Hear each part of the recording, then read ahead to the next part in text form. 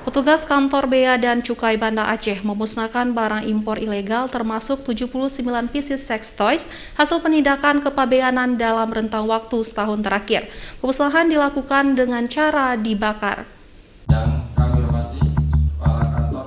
Sejumlah barang ilegal yang dimusnahkan petugas kantor Bea dan Cukai Banda Aceh, diantaranya rokok ilegal, tembakau iris, minuman keras, handphone, serta alat permainan seks atau sex toys sebanyak 79 pieces.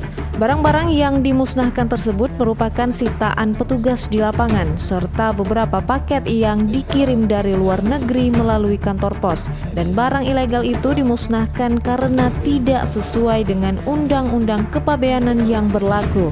Dalam kurun waktu Januari hingga Desember 2021, barang ilegal yang dimusnahkan bernilai mencapai 260 juta rupiah dengan potensi kerugian negara sebanyak 93,5 juta rupiah.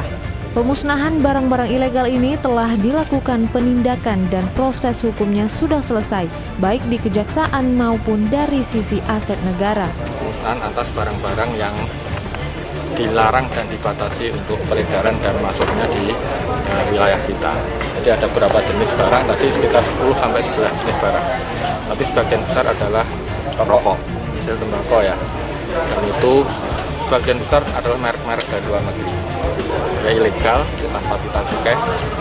Karena kita sebagai bea cukai juga mengawasi, melayani barang-barang paket kiriman dari luar negeri yang masuknya melalui kantor pos melalui Banda Aceh. Selain kerugian secara ekonomi, barang ilegal tersebut juga berpotensi buruk terhadap dampak sosial dan kesehatan yang tidak bisa dinilai dengan nilai ekonomis. Dari Banda Aceh, Syukri Syarifuddin, iNews melaporkan.